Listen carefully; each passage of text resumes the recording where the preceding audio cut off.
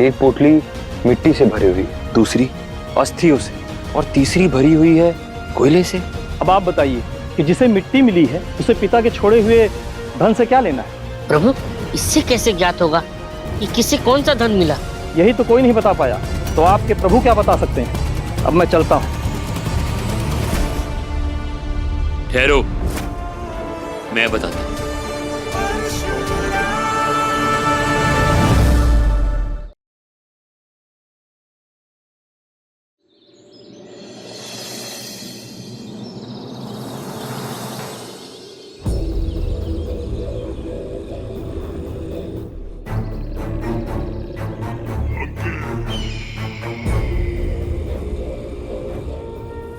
पता नहीं ये भाग्य मेरे सब्र की इतनी परीक्षा क्यों ले रहा है।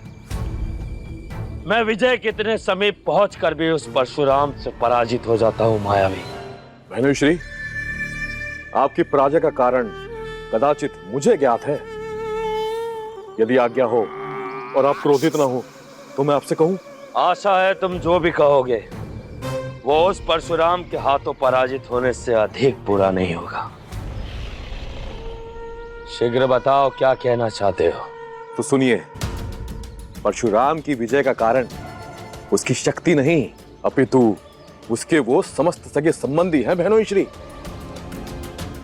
जिनकी सहायता से वो सदा आपको पराजित करते आया है। इस विषय पर तो मैंने कभी विचार ही नहीं किया था मायावी। तो अब कीजिए बहनोई, कि परशुराम अपने हितैषियों के बल पर ही अपनी शक्ति में वृद्धि करते जा रहा है और आप तो उससे अभी तक अकेले ही युद्ध कर रहे हैं। अतः अब आप भी अपनों को पहचानिए और उन्हें हृदय से लगाकर ऊंचे पद पर पहुंचाइए बहनोई। फिर देखिए किस प्रकार विजय श्री आपका आलिंगन करती है बहनोई। पहली बार तुमने मेरी भूल को उजागर किया है मायावी। मुझे गर्व है कि तुम जैसा बुद्धिमान संबंधी मेरे साथ में है।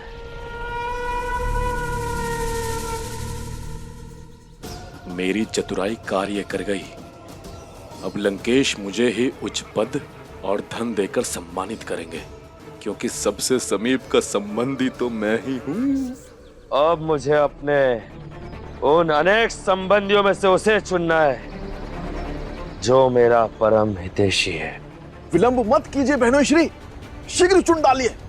वैसे भी शुभ कार्य में विलंब नहीं करना चाहिए।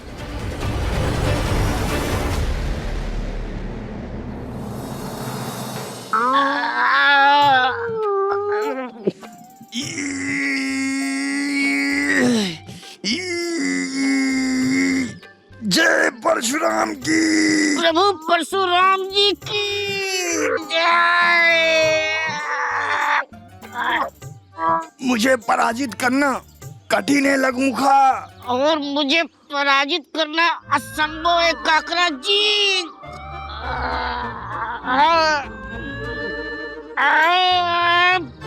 प्रभु परशुराम जी की जय हो प्रभु की। तो दोनों अपनी अपनी शक्तियों का प्रदर्शन कर रहे हैं। चलिए देखते हैं किसकी विजय होती है और किसकी पराजय।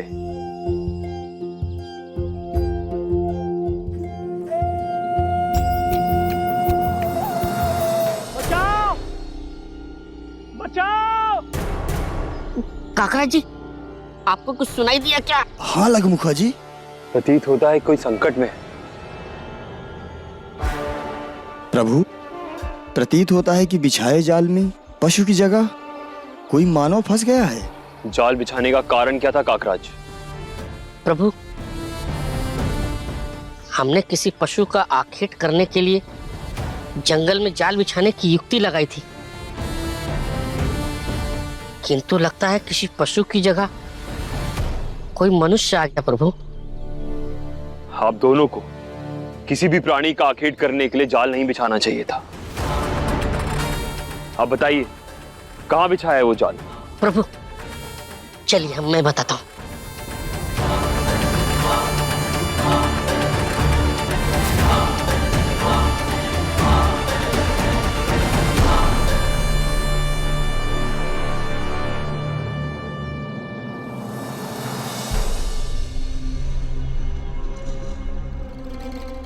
आज जाल में बहनोई श्री को उलझाए दिया है मैंने, किंतु ये किस विचार में डूब गए हैं?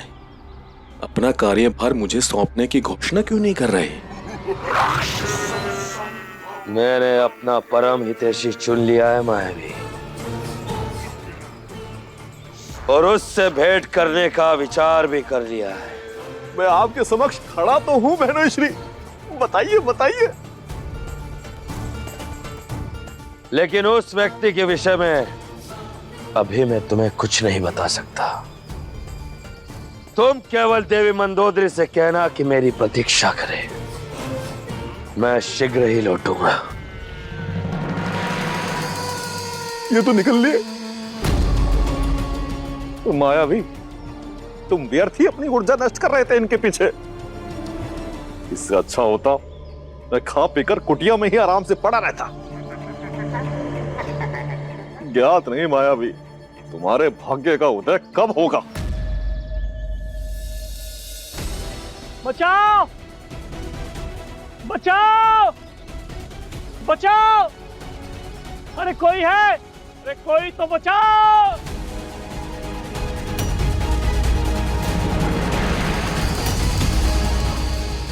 बचाओ। घबराओ मत अपरिचित, मैं शीघ्र ही तुम्हें इस जाल से मुक्त करवाता हूं। काकराज, लघु मुखर्जी। जी प्रभु।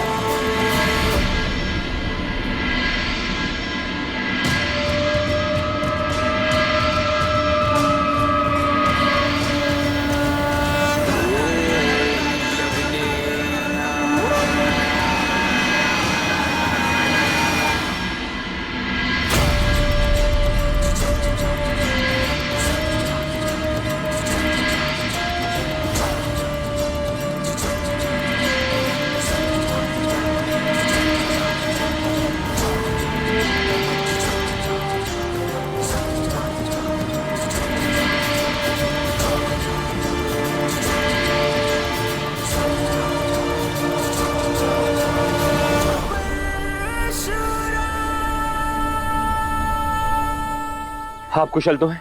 हाँ, धन्यवाद आपका।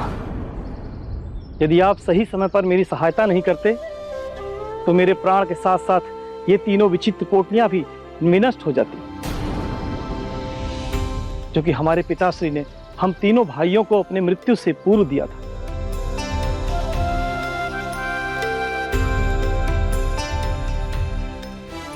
किंतु ऐसा क्या है आपकी पोटलियों में जो आप इन्हें विचित्र कह रहे हैं? इन तीनों पोटलियों में हम तीनों भाइयों के बंटवारे की विचित्र सामग्री भरी हुई है। मृत्यु से पूर्व हमारे पिताजी ने एक एक पोटली हमारे सभी भाइयों को देकर कहा था, जिस पोटली में जो वस्तु है समझकर आपस में बंटवारा कर लेना। लेकिन ना हमें समझ में आया और ना ही कोई विद्वान बता सका किसको क्या क्या धन प्राप्त होगा। बस इतनी सी बात के लिए आप दुखी हो रहे हैं। हमारे प्रभु आपकी समस्या का तुरंत समाधान कर देंगे। इतने विद्वान ऋषि मुनि इतने वर्षों से इस पहेली को नहीं सुलझा सके तो आपके प्रभु शीघ्र कैसे समाधान कर देंगे? इसका प्रमाण आपको अभी प्राप्त हो जाएगा। किंतु हमारे प्रभु को ये तो बताइए कि इन पोटलियों में है क्या? आप स्वयं ही अपने नेत्रों से देख लीजिए। ये देखिए।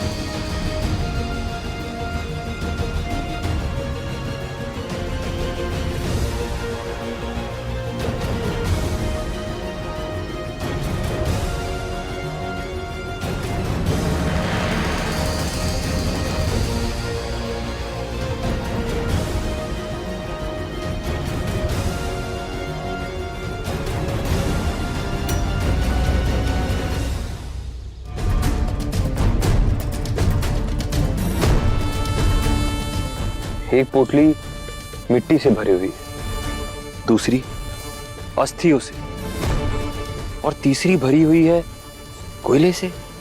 अब आप बताइए कि जिसे मिट्टी मिली है उसे पिता के छोड़े हुए धन से क्या लेना है, और जिसे अस्थियां मिली है उसे क्या लेना है, और जिसे कोयला मिला है उसे क्या लेना है।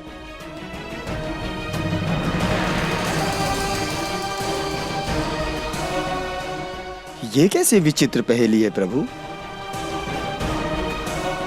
प्रभु, इससे कैसे ज्ञात होगा कि किसे कौन सा धन मिला? यही तो कोई नहीं बता पाया, तो आपके प्रभु क्या बता सकते हैं।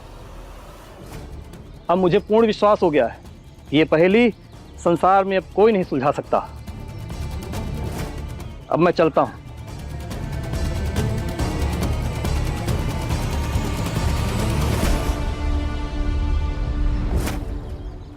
ठहरो, मैं बताता हूं।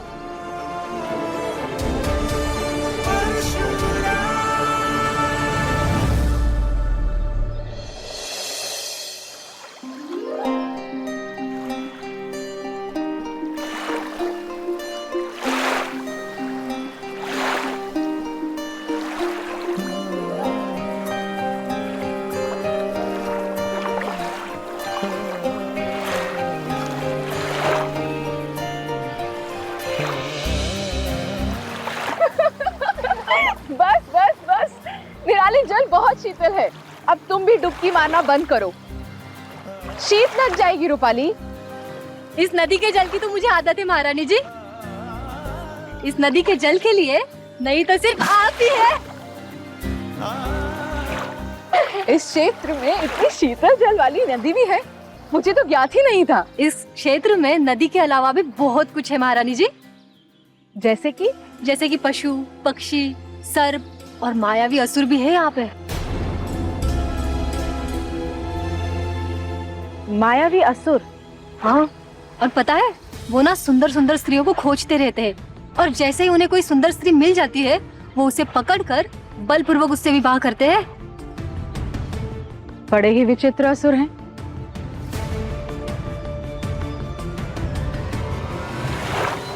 कहीं ऐसा ना हो वो तुम्हें ही उठा के ले जाए।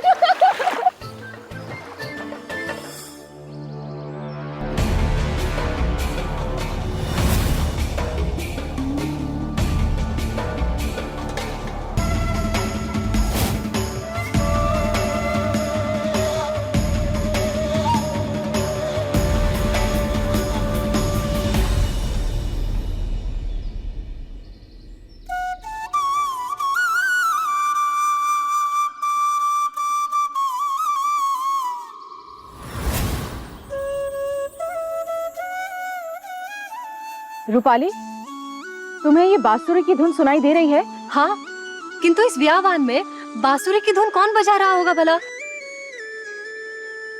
होगा कोई प्रेमी जो अपनी प्रेमिका के लिए धुन बजा रहा होगा।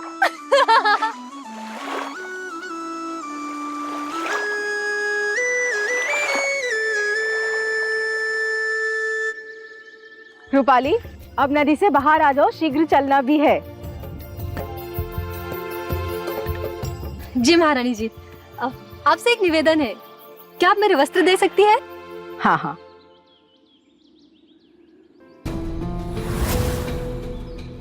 किंतु तुम्हारे वस्त्र दिख नहीं रहे। यहीं पर तो थे। फिर गए कहाँ? पवन भी इतनी तीव्र नहीं है जो उड़कर कहीं चले गए। अवश्य कोई उदंड होगा जो तुम्हारे वस्त्र उठाकर ले गया है।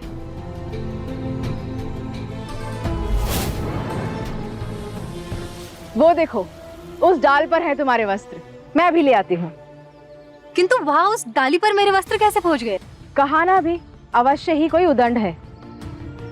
उसे तो मैं बाद में पाठ पढ़ाऊंगी, अभी मैं तुम्हारे वस्त्र ले आती हूँ।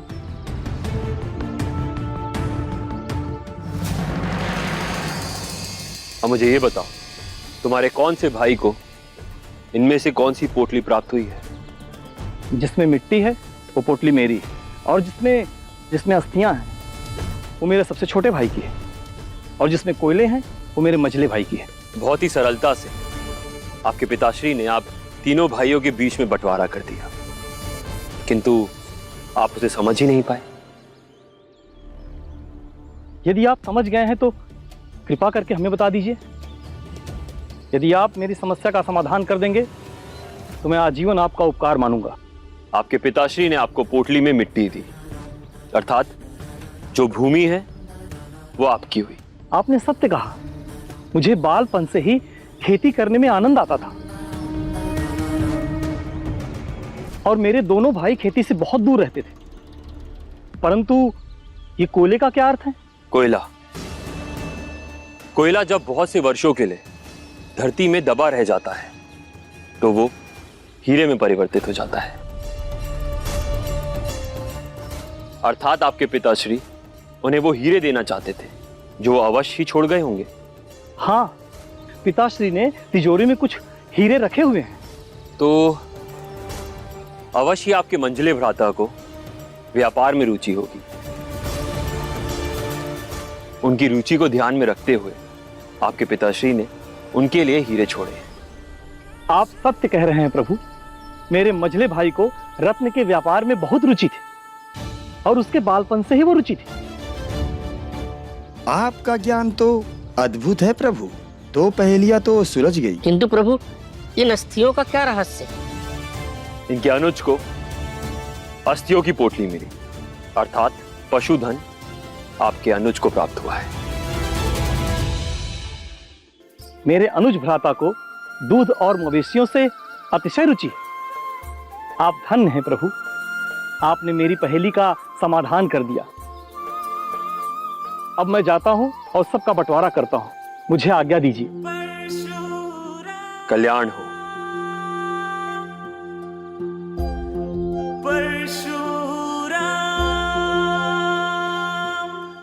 प्रभु, किसी पशु के लिए बिछाया गया जाल उस व्यक्ति के लिए वरदान साबित हो गया। प्रभु, यदि मैं जाल नहीं बिछाता तो वो पकड़ा नहीं जाता, और वो पकड़ा नहीं जाता तो उसे मेरे प्रभु के दर्शन नहीं होते। यदि प्रभु नहीं आते तो इसकी समस्या का समाधान कैसे होता लगमुखा जी? और यदि उसका समस्या का समाधान नहीं होता तो उसका उद्धार नहीं होता। अति प्रसन्न होने की आवश्यकता नहीं है। आप दोनों ने जाल बिछाकर पाप किया है।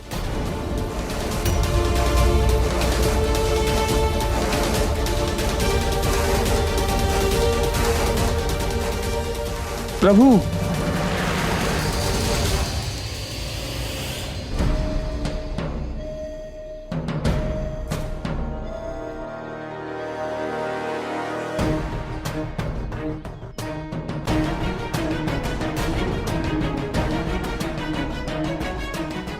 अभी तो यही थे रूपाली के वस्त्र,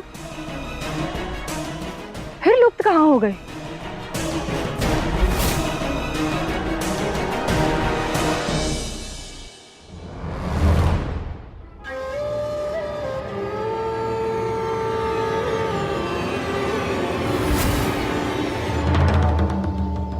ये क्या? पुनः रूपाली के वस्त्र वहां कैसे पहुंच गए?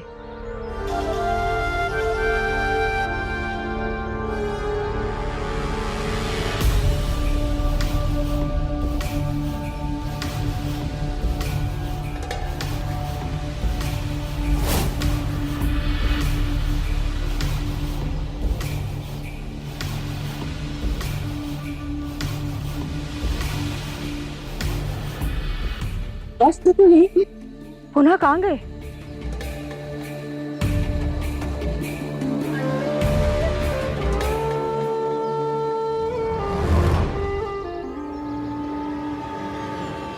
कौन है ये दुष्ट जो इस तरह की उदंडता कर रहा है? समक्ष आओ मेरे।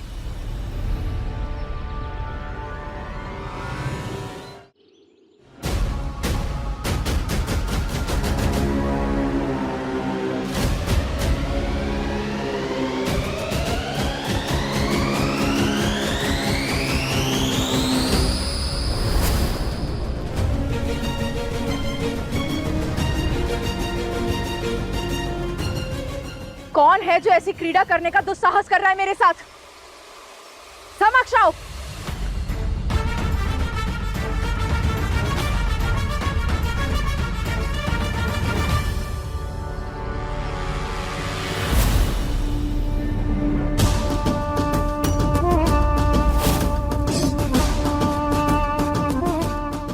ये कीड़ा तो तुम्हें बाहर बुलाने के लिए कर रहा था सुंदरी।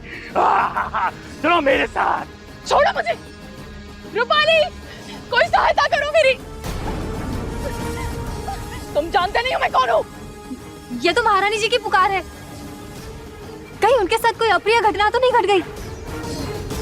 बिना वस्त्र में जा भी नहीं सकती बाहर।